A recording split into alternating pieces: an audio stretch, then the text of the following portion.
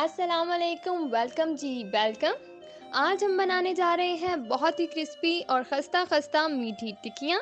ये मीठी टिक्कियाँ सबकी ही फेवरेट होती हैं, चाहे वो छोटे हों या बड़े।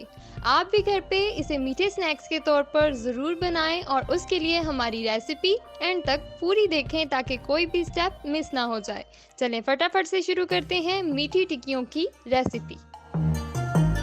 सबसे पहले हम एक खुले बर्तन में 5 कप मैदा डाल लेते हैं, 1.5 कप सूजी, 3 कप चीनी का पाउडर, आधा कप कोकोनट पाउडर या खोपरा, 4 खाने के चम्मच तिल, 2 चाय के चम्मच इलायची पाउडर। बस अब लास्ट में हम 4 खाने के चम्मच देसी घी भी शामिल कर लेते हैं।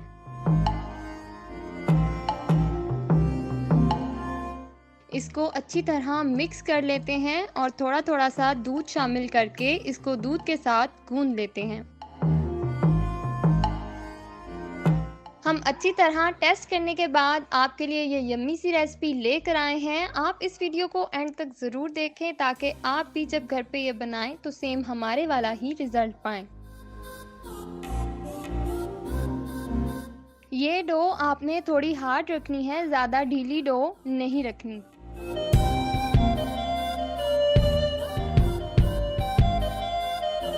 ये देखें डो बिल्कुल तैयार है। इसको 5 से 7 मिनट तक सेट होने के लिए छोड़ दें।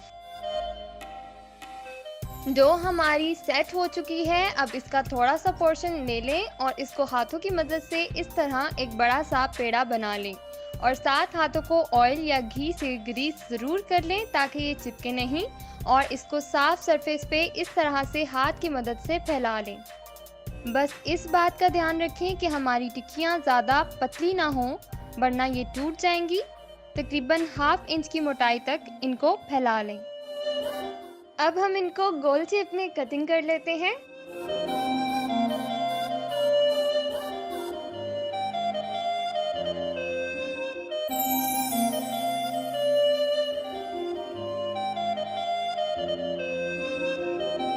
आप चाहें तो किसी भी शेप की कटिंग कर सकते हैं, बिल्कुल कोई इश्यू नहीं।